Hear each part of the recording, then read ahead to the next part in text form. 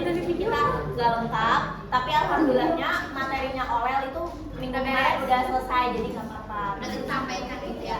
Nah kemarin kan baru sampai pemberontakan, nanti bakal dilanjutin sama Kevin. Gua habis ngobrol. Ya boleh. Di sini Kalau bisa Di sini pemberontakan itu ada 4, yaitu pemberontakan usaha, Nambi, Kakuti, sama Kanggalawe. Yang pertama kita jelasin dulu pemberontakan Nambi. Pemberontakan ini diawali dengan kepulangan Nambi ke daerah Lumajang. Nambi pulang ke daerah Lumajang ini karena menjenguk Pana Raja yang sedang sakit. Pana Raja adalah ayahnya dari Nambi yang sedang sakit keras. Pada tahun 1311, Pana Raja meninggal dunia. Karena itu, Raja Jayanegara berbelasungkawa dan mengirimkan utusannya ke daerah Lumajang.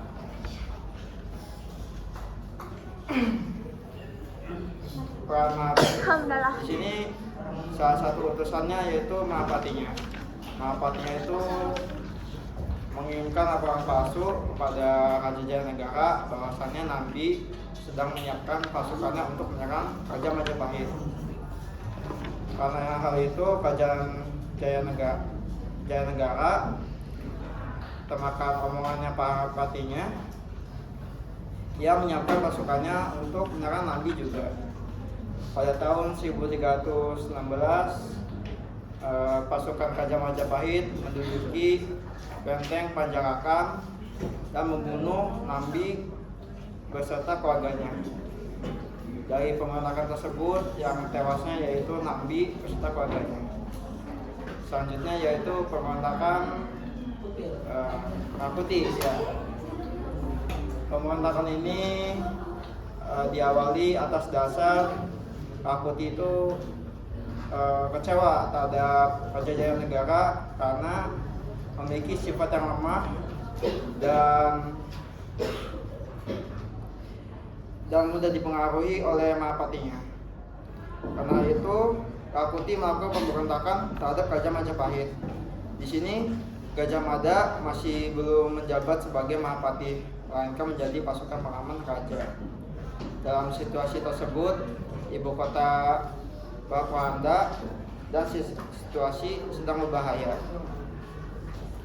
Gajah Mada beserta pasukan Bayangkara mengirimkan rajanya yang bernama Jayanegara ke daerah Badender.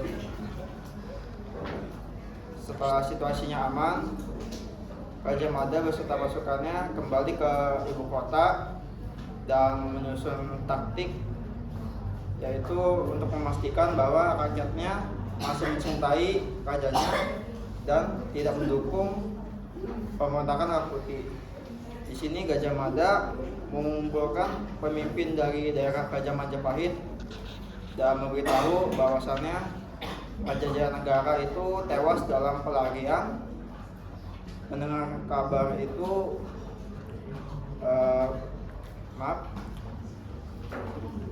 pimpinan daerah beserta rakyatnya itu menangis mendengar kabar itu. Dari sini kita tahu bahwa Gajah Mada itu menyimpulkan bahwa rakyatnya itu masih mencintai Raja Jayanegara. Karena hal itu pula, Gajah Mada langsung melancarkan serangan terhadap pemberontak Kakuti dan menguasai kembali Raja Majapahit atau merebutnya. Dari sini pemberontakan tersebut, pemberontakan Kakuti ini tewas beserta pasukan. Yang ketiga itu ada pemberontakan Ranggalawe. Pemberontakan ini tidak tercatat dalam kitab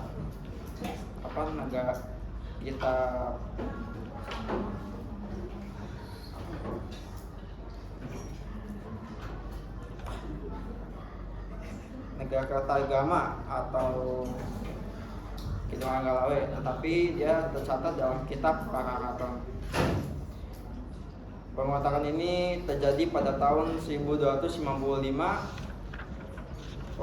Pemberontakan ini juga dilakukan atas dasar rasa iri dengan Nabi yang diangkatnya menjadi Kaktian Mahapati dan penganugerahan gelar dan kedudukan sebagai Amanka Negara di daerah Tuban.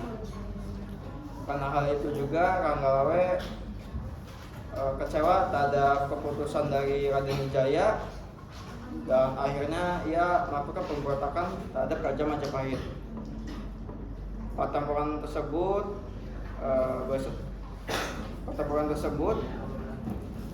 terjadi di Sungai Tambak Beras. Pasukan Raja Majapahit melawan pasukan Ranggalawe. Pertempuran yang tidak terkalahkan antara Mahesa Nabrang dengan Ranggalawe. Mahesa Nabrang di sini merasa kesal dengan sikap Ranggalawe yang tidak menerima keputusan dari Raden Wijaya. Karena hal itu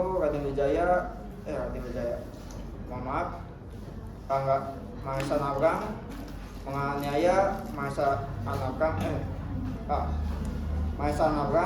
menganiaya Ranggalawe sampai mati. Melihat keadaan itu,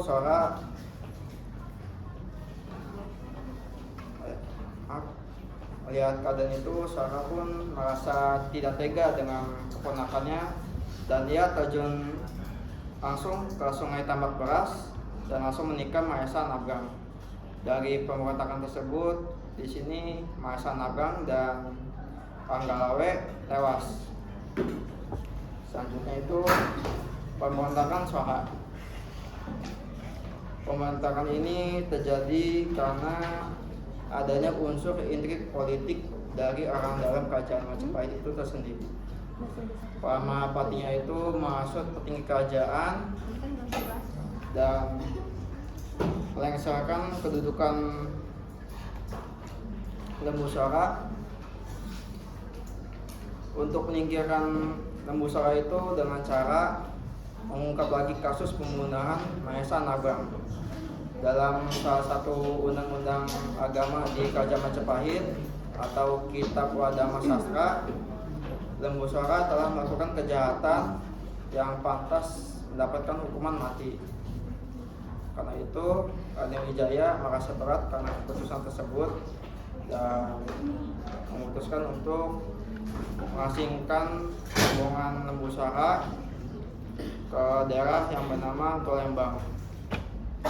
Tetapi kedatangan Lembu Sora ke Kerajaan Majapahit itu disebut juga pemberontakan dan akhirnya rombongan Lembu Sora diserang oleh pasukan Kerajaan Majapahit. Selanjutnya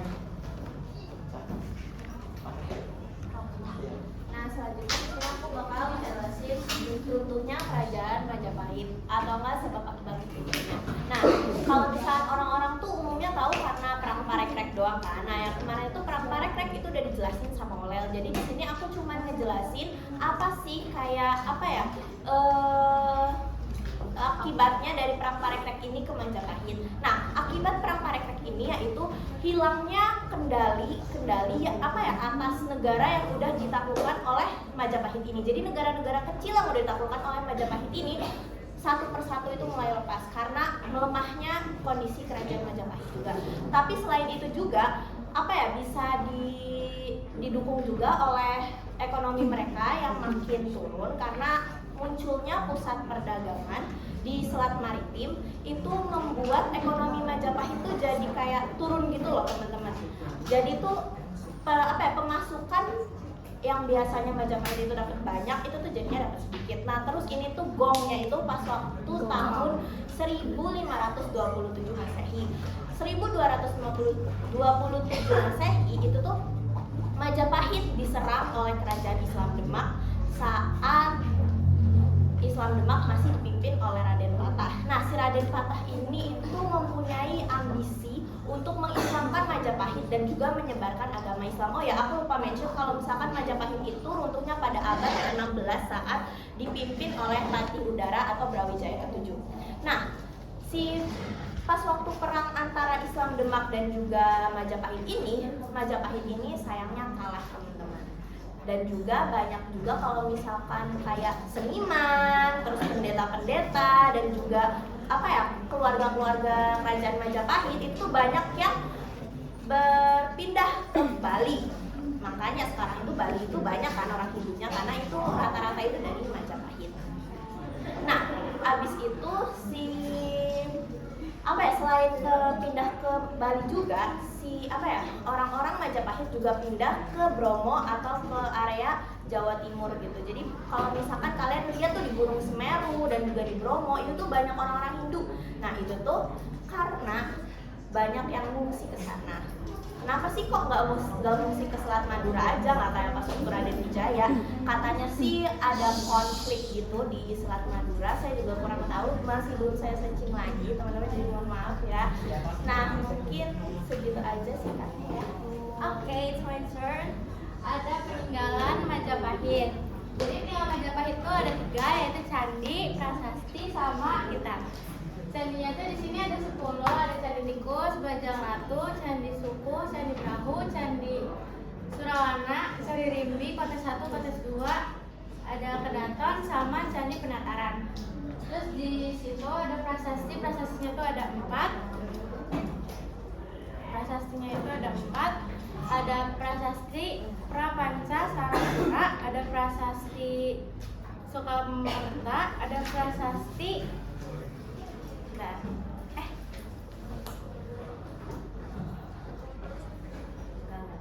prasasti Sukamerta, prasasti Walandit, prasasti Waringin Pitu. Terus ada kitabnya cuma ada 2, yaitu kitab Negara Kertagama sama kitab Sutasoma. Nah, candi-candi ini tuh aku mau jelasin dikit aja. Dari candi yang pertama tuh ada Candi Tikus. Candi Tikus tuh dia terletak di Desa Temon, Mojokerto. Dia tuh kayak awalnya sempat terkubur gitu, terus ditemui lagi di tahun 1914 Masehi. Terus yang kedua tuh ada Candi Bajang Ratu. Dia tuh lokasinya sama kayak Candi Tikus, ada di Desa Temon juga, Mojokerto. Dia tuh dibangun di tahun 1328 Masehi. Terus yang ketiga ada Candi Sukuh, dia itu terletak di Dusun Sukuh, Karanganyar. Terus yang keempat ada Candi Rimbi, Candi Brahu. Candi Brahu itu terletak di situs arkeolog Robulan di Jawa Timur kalau nggak salah. Terus yang kelima ada Candi Surawana. Candi Surawana itu terletak di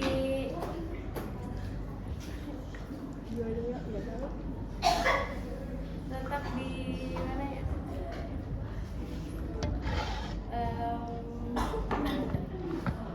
Di Kerajaan Kediri kalau nggak salah. Terus yang keenam ada Candi Rimbi. Candi Rimbi itu di itunya nggak ada penjelasannya. Terus candi yang ketujuh ada Candi Kotes 1, candi yang ke-8 ada Candi Kotes 2. Candi Kotes 1 sama Candi Kotes 2 ini bedanya tuh cuma kayak unsur intristik di bangunan candinya sama di ukuran candinya itu. Jadi ada 2 Candi Kotes tuh. Terus yang ke-7 apa? Yang 9 ada Candi Kedaton. Candi Kedaton itu letak di sebelah selatan Pendopo Agung. Terus yang terakhir candinya tuh ada Candi Penataran. Candi Penataran tuh terletak di Desa Penataran, Jawa Timur. Terus kalau prasasti sama kitab itu nggak ada penjelasannya.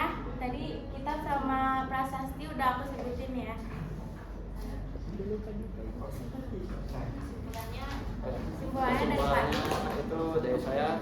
Kesimpulan Kerajaan Majapahit itu, kerajaan ini terletak di Desa Trawulan Sari, Mojokerto, dan Kerajaan Majapahit juga merupakan kerajaan Hindu terakhir di Nusantara, dan Kerajaan Majapahit juga merupakan kerajaan Hindu terbesar di Indonesia. Nusantara. Ya, Indonesia Nusantara. Iya. Kerajaan Majapahit juga lahir setelah Kerajaan Singasari runtuh. Hal ini disebabkan karena pemberontakan Jayakatwang terhadap Raja Kertanegara. Raja Kertanegara juga merupakan menantu dari Raden Wijaya. Dan Kerajaan Majapahit juga pernah dipimpin oleh 13 raja dan satu raja yang berjaya. Satu raja yang berjaya itu Raja Hayam-Wuruk yang memimpin dari tahun 1350 sampai 1389 dengan bantuan Gajah Mada yang dipimpin dari tahun 1313 sampai 1364. Kerajaan Majapahit juga melalui banyak pemberontakan seperti pemberontakan Sora, pemberontakan Ranggalawe, pemberontakan Raputi, pemberontakan Nambi, dan terjadi konflik internal dan eksternal, yaitu konflik perdagangan yang semakin menurun, dan ada perang juga, kedua perang Parekrek dan perang Bubat. Dan konflik eksternal itu Kerajaan Majapahit diserang oleh Kerajaan Islam Demak karena kepemimpinan Raden Patah yang berambisi untuk mengislamkan seluruh wilayah Nusantara dan Kerajaan Majapahit. Kerajaan Majapahit juga memiliki 9 kitab, 5 prasasti dan 2 kitab. Ya. Terima kasih telah mendengarkan penjelasan kami. Sekian, mohon maaf karena presentasi kami mempunyai banyak kesalahan atau kekurangan. Sekian, dimaafkan.